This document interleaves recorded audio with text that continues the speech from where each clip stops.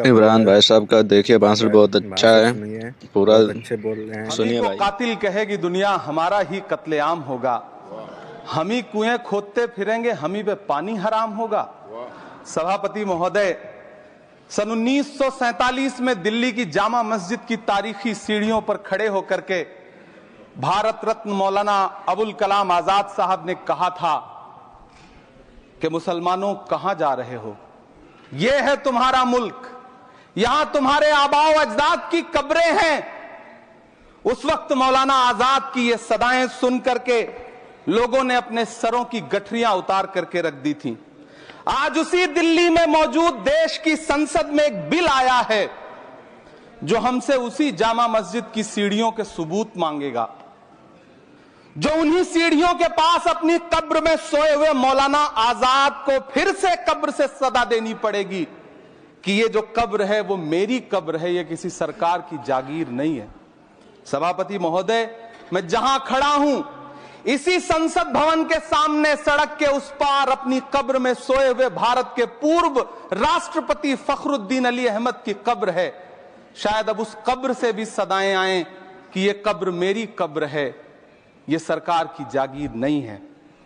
सभापति महोदय, मैं वक्फ कानूनों में किए जा रहे संविधान विरोधी बदलावों के खिलाफ बोलने के लिए खड़ा हुआ हूं। संविधान का आर्टिकल 14 हो, 29 हो, 30 हो, चीख चीख कर कहता है कि देश में सब बराबर के हकदार हैं। आर्टिकल 26 कहता है कि सबको अपने अपने मजहबी कामों के लिए मंदिर, मस्जिद, गिरजाघर, गुरुद्वारों का निर्माण करने का हक है और उसका रखरखाव का भी हक है। लेकिन डॉक्टर बाबा साहब अंबेडकर के संविधान को हर दिन कुचलने वाली यह सरकार देश के मुसलमानों से नफरत में इतनी अंधी हो गई है कि खुलेआम देश की संसद में देश सरकार के माइनॉरिटी मिनिस्टर साहब और होम मिनिस्टर साहब झूठ बोलते हैं और देश को गुमराह करते हैं, झूठ शब्द असत्य बोलते हैं। सरकार ने इस बिल का नाम उम्मीद रखा है। मंत्री जी कल से इसे देश के मुसलमानों के लिए नई उम्मीद बता रहे हैं। नहीं मंत्री जी, न तो यह बिल मुसलमानों के लिए नई उम्मीद है और न ही उम्मीद की नई किरण। सभापति महोदय, भाजपा ने पूरे देश में वक्फ के नाम पर कई सारे झूठ फैलाए हैं। आइए आज उनकी सच्चाई पर बात करते हैं। वक्फ ट्रिब्यूनल को ऐसे बताया जाता है जैसे वक्फ ट्रिब्यूनल कोई मजहबी खाप पंचायत हो। सभापति महोदय, जबकि सच्चाई यह है कि वक्फ ट्रिब्यूनल भी तो सरकारी न्यायिक विभाग है जिसमें सरकार द्वारा नियुक्त जज होते हैं, जिसमें प्रशासनिक अधिकारी होते हैं, कहीं ऊपर से थोड़ी आ गए। सभापति महोदय, देश के गृह मंत्री जी ने इसी सदन में कहा कि वक्फ ट्रिब्यूनल के फैसले के खिलाफ कोई कोर्ट नहीं जा सकता, जबकि सच यह है कि वक्फ एक्ट 1995 की धारा 83(9) के तहत हाई कोर्ट वक्फ ट्रिब्यूनल के फैसले की न सिर्फ समीक्षा कर सकता है बल्कि उसे बदल भी सकता है। सच तो यह है कि वक्फ बोर्ड खुद अपनी जमीनों के लिए कई सारी कोर्ट में मुकदमे लड़ रहा है। सभापति महोदय, दिल्ली की जिन 123 संपत्तियों को लेकर कल माइनॉरिटी मिनिस्टर, होम मिनिस्टर साहब और अभी आदरणीय नेता सदन बात कर रहे थे, आइए उनकी सच्चाइयों पे भी बात करते हैं। 1911 में जब अंग्रेजी हुकूमत ने कोलकाता के बजाय दिल्ली को राजधानी बनाने का फैसला किया तो रायसीना हिल्स के चारों तरफ जो मुसलमानों की ढेर सारी जमीनें थी उनको एक्वायर किया गया और लुटियन को इसकी तामीर की जिम्मेदारी सौंपी गई। सेंट्रल विस्टा की तरह लुटियन जोन का मेगा प्लान तैयार हुआ, लेकिन उस वक्त के मुसलमानों ने उस वक्त की अंग्रेजी हुकूमत से अपनी इबादत गाहों को बचाने के लिए लड़ाई लड़ी। मामला ब्रिटिश गवर्नमेंट तक पहुंचा। तब यह तय हुआ कि वो जो धार्मिक स्थल हैं उन्हें जस का तस रहने दिया जाएगा।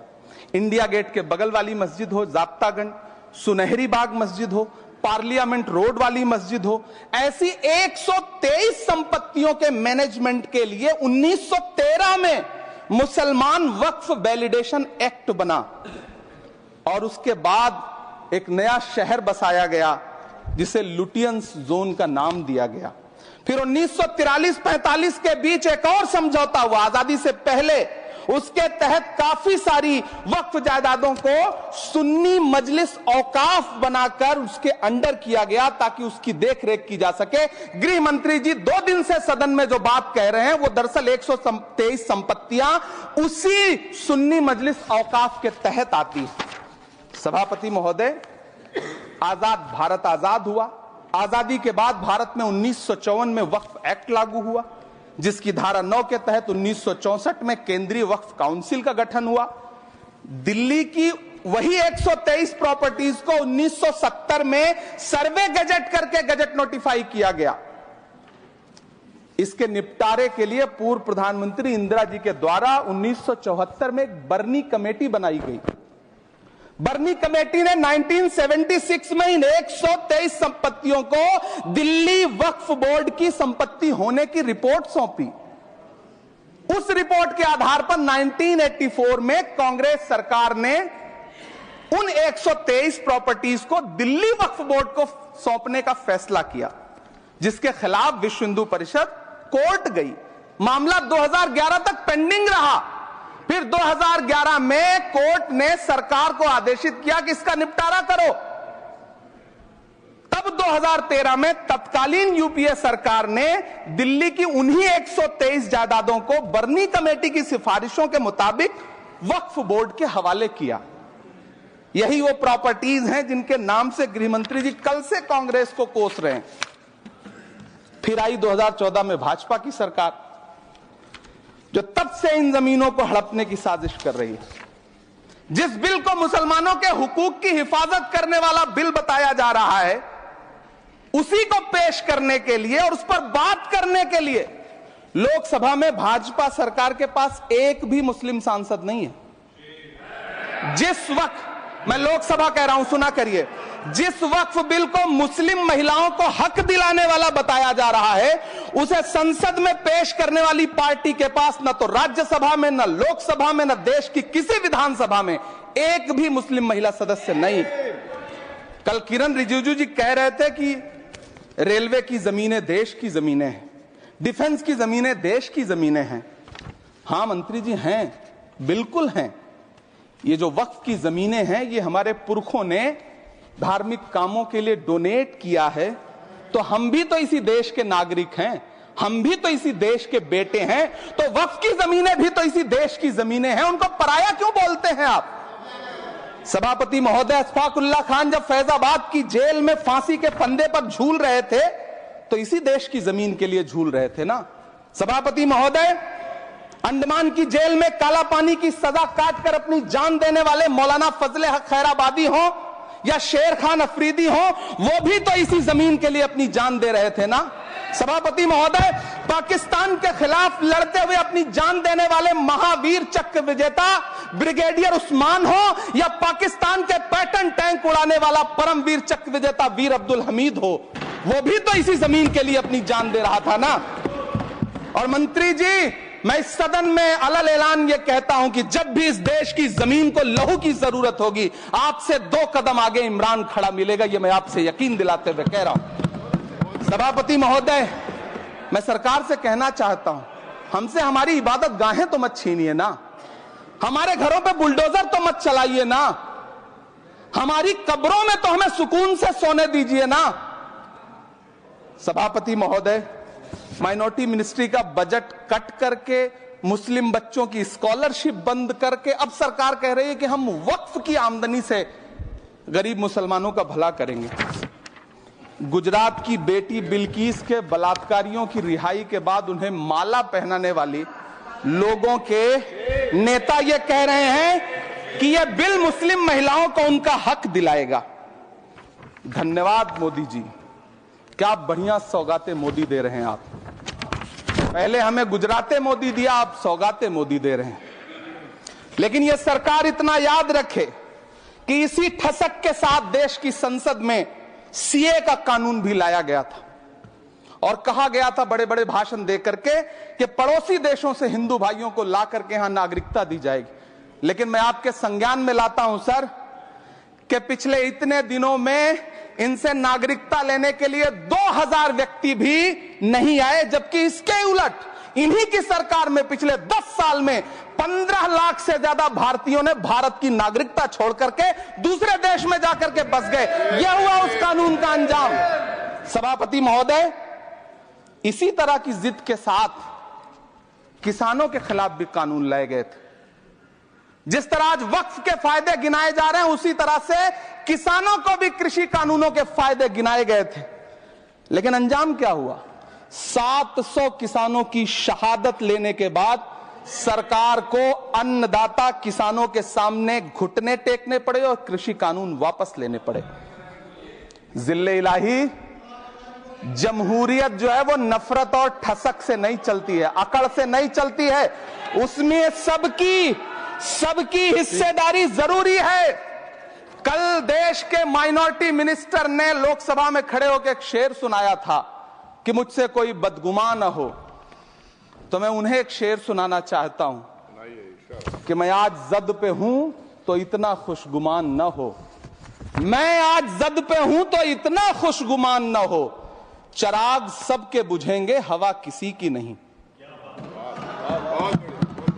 नीतीश कुमार जी हो, चंद्रबाबू नायडू जी हो, चिराग पासवान जी हो, जयंत चौधरी जी हो, देवे गौड़ा जी हो, जीतन राम मांझी जी हो, सबको समझना पड़ेगा कि जब जंगल में आग लगती है तो न वो बरगद बचते हैं जो हवा को आंधी में तब्दील करते हैं, न वो बांस बचते हैं जो आपसी रगड़ से चिंगारी पैदा करते हैं। सभापति महोदय, जब देश को मनमोहन सिंह साहब जैसा काबिल प्रधानमंत्री मिलता है तो देश को आरटीआई जैसा एक्ट मिलता है, सेज जैसा एक्ट मिलता है, मनरेगा जैसा एक्ट मिलता है, लिबरलाइजेशन मिलता है, राइट टू एजुकेशन मिलता है, नेशनल फूड सिक्योरिटी एक्ट मिलता है। लेकिन जब देश को सौगातें मोदी मिलती है तो क्या मिलता है? सीए मिलता है, फॉर्म्स लॉ मिलता है, आर्टिकल 370 मिलता है, इलेक्टोरल बॉन्ड जैसा एक्ट मिलता है और वक्फ अमेंडमेंट एक्ट जैसे बिल देश को मिलते हैं। मुझे तो अपने हमवतन भाइयों से पूछना है कि आपको अपने बच्चों की तरक्की, खुशहाली और नौकरी की दरकार है या फिर मुसलमानों की दान की गई जमीनों को लूटकर धन्ना सेठों को देने की साजिश करने वाले कानून की? सभापति महोदय, यह सरकार रात के 3 बजे तक पूरे देश को जगा करके संसद में अपने ही नागरिकों को नीचा दिखाने के लिए वक्फ बिल ला रही थी, तो उधर रात के 1:30 बजे अमेरिका हम पर 26% टैरिफ लगा रहा था। सरकार की प्राथमिकताएं देश को पता। सभापति महोदय, मैं बहुत भावुक हूं आज, और मुझे अच्छा लगा कि आदरणीय नेता सदन जगत प्रकाश नड्डा जी ने बहुत अच्छी बातें भी की, मन से बातें की। क्योंकि उनके नाम में प्रकाश जुड़ा है तो मैं उनमें हमेशा एक रोशनी की किरण देखता हूं। मैं उनके सामने बहुत अदब से ये बात कहना चाहता हूं कि चरागों के सफर में दबदबा हो आंधियों का तो फिर अंजाम जुल्मत के सिवा कुछ भी नहीं होगा। ये दुनिया नफरतों के आखिरी स्टेज पर है, इलाज इसका मोहब्बत के सिवा कुछ भी नहीं होगा। मैं भावुक हूं, मेरी पलकें गीली हैं।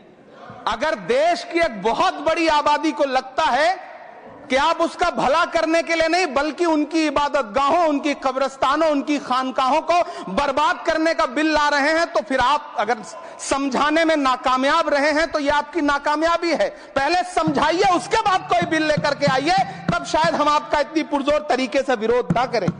लेकिन सभापति महोदय, मैं अंत में सिर्फ इतना कहना चाहता हूं कि इस बिल में जो भी पॉइंट्स दिए गए हैं, बॉम्सी पोर्टल देख लीजिए, सरकार का झूठ आपको पकड़ में आ जाएगा। हम डरे नहीं हैं, हम सिर्फ सरकार से अपील कर रहे हैं कि हमें अपना समझिए। हम आपके अपने हैं, इस देश के नागरिक हैं और आप ताकत में हैं। संख्या बल के आधार पर बिल हो सकता है आप पास करा ले, लेकिन आपको यह बात समझनी पड़ेगी कि हम तो वो तारीख हैं, जहनों में रहना है जिसे कागजी पुर्जे नहीं जो फाड़ डाले जाएंगे। जिस जमीन पर मैं खड़ा हूं ये मेरी पहचान है। आप आंधी हैं तो क्या मुझको उड़ा ले जाएंगे? आपको यह बात समझनी पड़ेगी।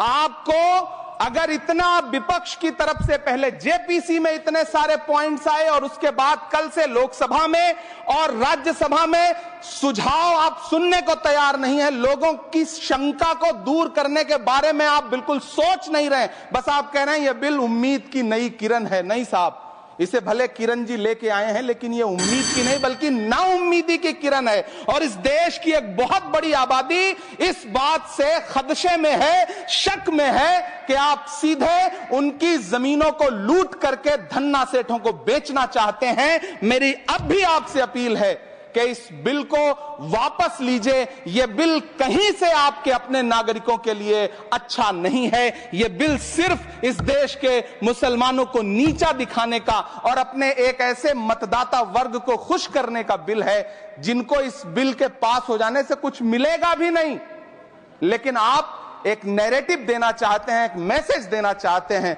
मेरी आपसे अपील है कि कृपया ये जो सबका साथ सबका विकास का नारा है, इस नारे को रत्ती भर तो चरित्रार्थ कर दीजिए। बहुत बहुत धन्यवाद।